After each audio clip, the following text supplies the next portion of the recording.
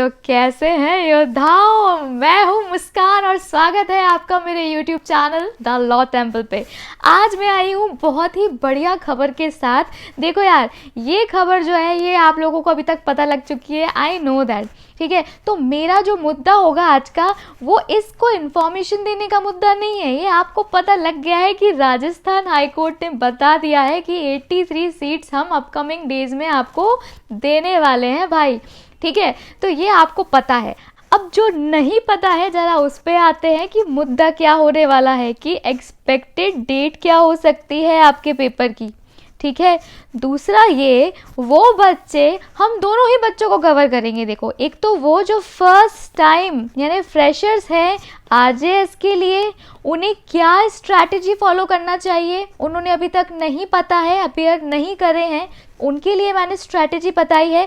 Also क्या schedule follow करना है, एक एक दिन एक एक वीक का मैंने उनको बताया है कि आपको ये पढ़ते हुए जाना है इसी वीडियो में भाई, और कहीं नहीं जाना। और दूसरा वो हमारे पुराने खिलाड़ी जो किसी से कम नहीं, उनके लिए भी स्ट्रैटेजी है कि कैसे वो इस एग्ज़ाम को बहुत इजीली क्रैक कर सकते हैं अगर उन्होंने वो चीज़ फॉलो करा जो मैं कहना चाहती हूँ, जो बताना चाहती हूँ, उसको वो समझे तो आप ज़रूर करोगे, यकीन मानो। साथ ही में वो बच्चे जिन्हें नहीं पता है कि क्या क्वालिफ़िकेशन है इस एग्ज़ाम के लिए, एज क्या है, सिलेबस क्या है, वो सब भी आपको इसी में मिल जाएगा। तो जल्दी से देखते हैं। पहले तो मिनिमम एकेडमिक क्वालिफिकेशन कितनी डिमांड करते हैं आरजीएस में, तो भाई डिग्री होना चाहिए रिकॉग्नाइज्ड यूनिवर्सिटी से। तो जो फाइनल ईयर के बच्चे हैं वो भी अपीयर कर सकते हैं, ठीक है। कुछ टर्म्स कंडीशन होती है, कंडीशन जो है वो आपको एडवर्टीजमेंट में पता लग जाएगी। अभी मुद्दे की बात इतनी है, फाइनल ईयर में हो ना, ओके डन, आरजीएस की तैयारी में लग जाओ, ठीक है। कैंडिडेट्स को देखो यार, इन्होंने छोटी सी बात बोल दी है कि हिंदी की नॉलेज होना चाहिए, क्योंकि अपन ऑफ कोर्स एक हिंदी स्पीकिंग स्टेट को आप देख रहे हो और वहाँ की कुछ डायलेक्ट्स हैं, कुछ कस्टम्स हैं, उनके लिए आप स्पेसिफिकली इसको हवा मत बनाना, इसको हल्का फुल्का आप देखते हुए जाओगे, आपको थोड़ा सा नॉलेज होना चाहिए, दैट्स इट। अब आ जाओ एज पे, ये रही आपकी एज 21 से 40। कितने स्टेजेस में होता है, देखो प्री होगा, प्रिलिमिनरी एग्जाम जैसे ऑब्जेक्टिव होता है 100 नंबर का होता है, ठीक है। और 100 नंबर में कैसे डिवाइड है वो आपको मैं बताती हूँ बाद में। मेंस जो है वो 300 नंबर का होता है, ये सब्जेक्टिव होता है, लिख के आना है आपको क्वेश्चन आंसर वाला फॉर्म। फिर होगा इंटरव्यू, ये 35 मार्क्स, ठीक है, ये तो क्लियर। अभी प्री में क्या होता है, प्री होगा आपका 100 मार्क्स का, 70 नंबर की लॉ आती है, 15-15 नंबर का आपका हिंदी इंग्लिश हो गया। ये है आपके लॉ के सब्जेक्ट्स, 9 सब्जेक्ट्स आपके ये, और 9 सब्जेक्ट्स ये अलग अलग क्यों लिखे हैं बाद में पता लग जाएगा। कुल मिला के आपके 18 सब्जेक्ट्स RJS 21 में पूछे गए थे। इस बार सिलेबस में चेंज होने की जहाँ तक मुझे लगता है गुंजाइश कम है। होते हैं तो कितने होंगे, 1-2 एक्ट और जोड़ेंगे, देख लेंगे, कर लेंगे, हो सकता है कम ही हो जाए, करेक्ट। तो कितने सब्जेक्ट्स थे पता लग गया। अब आ जाओ हिंदी इंग्लिश पे। तो यार देखो, ये हिंदी की पूरी ग्रामर दी है, ये इंग्लिश की दी है, ये सब आपको पढ़ना होता है, ठीक है। इसके बारे में जानकारी आपको रखना ज़रूरी है। अब मेंस का पेपर क्या होता है, तो आपने देखा होगा ना, वो 9 इधर और वो 9 उधर मैंने लिखे थे स्टार्टिंग में, आपको याद होगा प्री के टाइम पे। तो उन्हीं को डिवाइड कर दिया गया है पेपर 1 और पेपर 2 में। लॉ के 2 पेपर होते हैं आपके, ठीक है। इसमें वो साथ में जजमेंट भी पूछ लेते हैं पेपर के साथ ही, और यहाँ पे भी आपसे चार्ज फ्रेमिंग और जजमेंट पूछ लेते हैं। तो ये हो गया पेपर नंबर 2, करेक्ट। तो 2 पेपर हो गए, 18 सब्जेक्ट को 9-9 में डिवाइड करके आपसे वो पूछ रहे हैं, ठीक है। 2 लैंग्वेज के पेपर होते हैं, एक आपसे बोलेंगे हिंदी में निबंध लिखो और फिर बोलेंगे आपसे इंग्लिश में निबंध लिखो। तो टोटल कितने हो गए, टोटल 4 पेपर आपके हो गए, करेक्ट। मार्क्स कितने कितने होंगे, पेपर 1 और पेपर 2 लॉ के 100-100 नंबर के होंगे और 3-3 आवर्स आपको अलॉट करते हैं। और हिंदी का पेपर जो है आपका 50-50 नंबर का होता है और 2-2 घंटे मिलते हैं। इंटरव्यू आपको पता ही है। प्रीलिम्स के मार्क्स का आपके मेरिट लिस्ट से कोई लेना देना नहीं। प्रीलिम्स इज लाइक स्क्रीनिंग, आप इन हो या आउट हो बस इतना डिसाइड करता है। और मेंस जो है ये आपके काउंट किए जाते हैं मेंस के नंबर। जैसे आपने 300 में से फॉर एग्जांपल आपके आए 200, सो 200 प्लस इंटरव्यू में जो भी आपको मिलेंगे फॉर एग्जांपल 25, तो आपके हो गए टोटल 225। अब इस हिसाब से आपकी मेरिट बनती है। अब आते हैं प्रिपरेशन और स्ट्रैटेजी पर। और प्रिपरेशन स्ट्रैटेजी हमारी इतनी सॉलिड होने वाली है, लेकिन उसके लिए आपको अंडरग्राउंड होना पड़ेगा, मतलब पूरा दिल लगा करके पढ़ाई करनी है, इधर उधर ध्यान नहीं भटकाना है और पढ़ाई करते जाना है और करते जाना है। तो अब चंद सवाल जिनका जवाब आपको खुद को देना है। पहला, क्या आप फ्रेशर हो, मतलब आप बिल्कुल नए नए हो, आपको कुछ नहीं पता आरजेएस के बारे में, आपने पढ़ाई अभी अभी आरजेएस से रिलेटेड शुरू करी है। दूसरा सवाल, आप पुराने हो या नए बच्चे हो, डज नॉट मैटर, आपके पास मेंस के लिए नोट्स बने हैं क्या, ठीक है। तीसरा सवाल, क्या हिंदी इंग्लिश की प्रिपरेशन आपकी किस लेवल की है, आपको अच्छी इंग्लिश आती है, अच्छी मतलब एवरेज आनी चाहिए आपको। और दूसरा, हिंदी भी एवरेज आनी चाहिए आपको। ये नहीं कहूँगी कि 100 में से 100 अंक ले आओ, उसका भी क्या करोगे, पर इतनी आनी चाहिए बेसिक, उतना आता है क्या। और चौथी बात कि क्या राजस्थान के कस्टम्स और डायलेक्ट से आपको थोड़ा बहुत आइडिया है।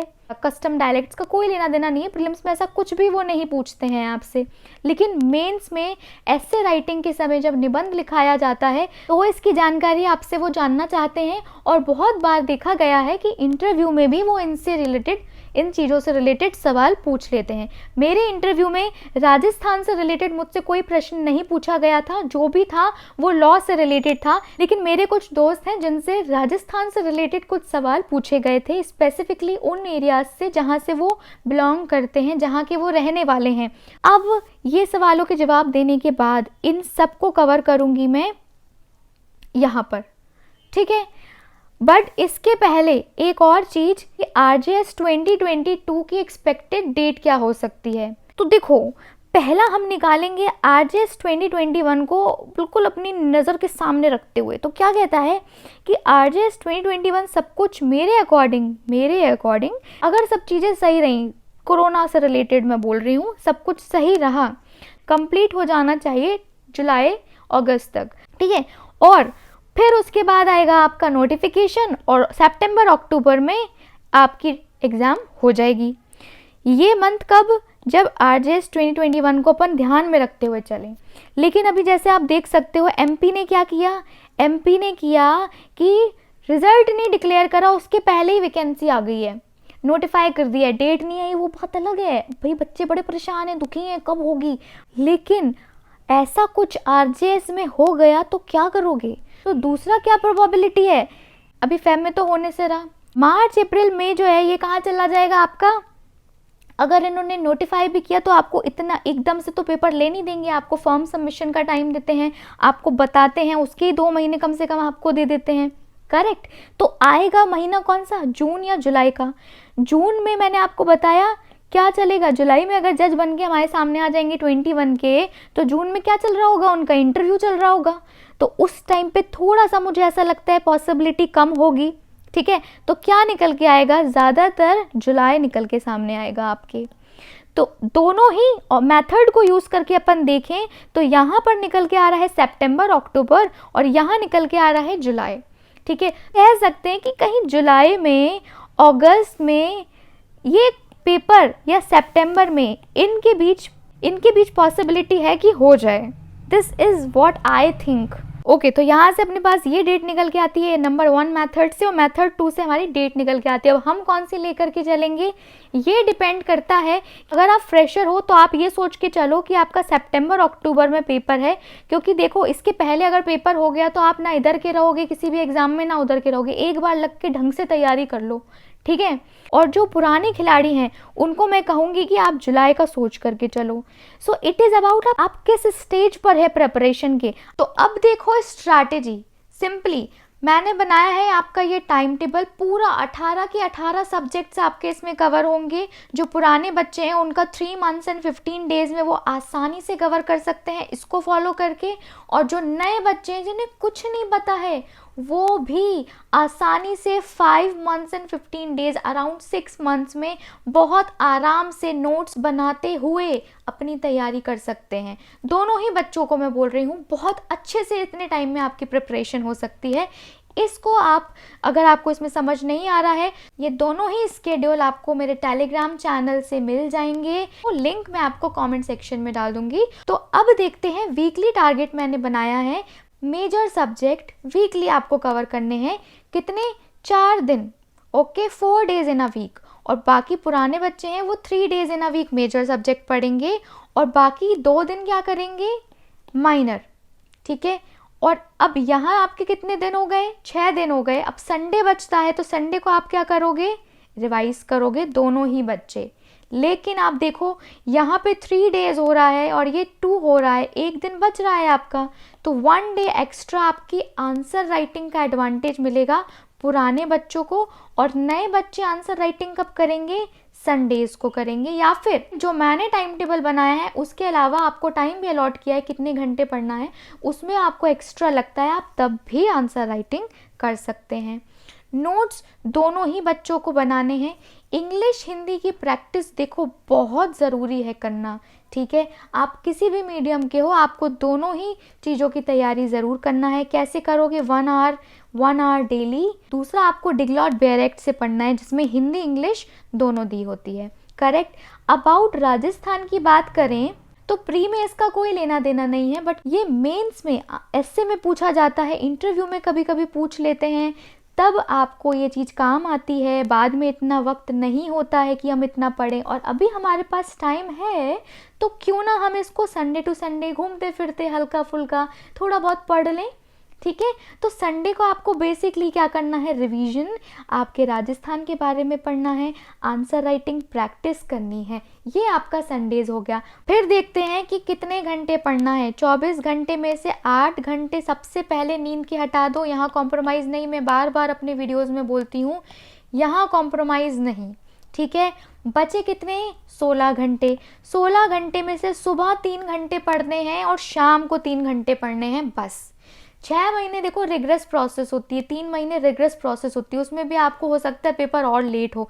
तो आप इतना मत अपने आप के ऊपर अत्याचार करें कि एकदम से बस लग गए 16 घंटे पढ़ने, नहीं, आराम से बढ़ो, ठीक है। बाकी मिसलेनियस में क्या, आपका जो ग्रामर पार्ट है, आपका कुछ जीके से रिलेटेड भी आप पढ़ते हो, कुछ रिसेंट आप पढ़ते रहते हो चीज़ें, तो वो आपको 2 आवर्स मैंने दिया है, इतना ही पढ़ना है बस, इससे ज़्यादा दिमाग नहीं लगाना। बट एक बात ध्यान रखना कि जब ये 3 घंटे पढ़ो तो मन लगा के पढ़ना, ये नहीं कि किताब खोल के बैठे हैं, पुस्तक खोल के बैठे हैं, ध्यान कहीं और है। 3 घंटे पढ़ो, मन लगा के पढ़ो, बाकी टाइम जो करना है करो। अब कितने घंटे बचते हैं, 8 घंटे एक्स्ट्रा फिर बच गए। अब इसमें क्या, do whatever you want to do. ये तोहफा हमने खुद को दिया, ये तोहफा हमने खुद को दिया कि हम 8 घंटे जो मन करेगा वो करेंगे। जैसे ही एग्ज़ाम नज़दीक आएगा हम इसको बढ़ा देंगे, ठीक है। 100% कॉन्सेंट्रेशन के साथ इतना पढ़ लो, बहुत है, मैं फिर बोल रही हूँ, मत भटको इधर उधर। और इतना कर लिया ना, जो बोला है ये फॉलो कर लिया, तो क्वेश्चन पेपर ऐसा होगा और आप बोलोगे उसे मेरी आंखों में तो देख, और वो भगता फिरेगा। ओके, तो आज के लिए बस इतना ही। आई होप आपको ये वीडियो पसंद आया हो। If yes, do not forget to like, comment and share. Also do not forget to subscribe, क्योंकि ये ही है जो मुझे मोटिवेशन देता है, मुझे बताता है कि आपको मेरा काम पसंद आ रहा है, जो मैं वीडियोज़ बना रही हूँ वो आपके किसी काम आ रहे हैं, ठीक। और दोस्तों में ये शेयर करो, उनको भी इस चीज़ की जानकारी दो आप। और आपने मेरा अगर अभी तक टेलीग्राम चैनल या इंस्टाग्राम पे मुझे भी ज्वाइन नहीं किया है तो जल्दी से कर लो, और वहाँ पे ये सब आपको मिल जाएगा। तो बस खुश रहें, मुस्कुराते रहें। आज के लिए इतना ही, बाय बाय।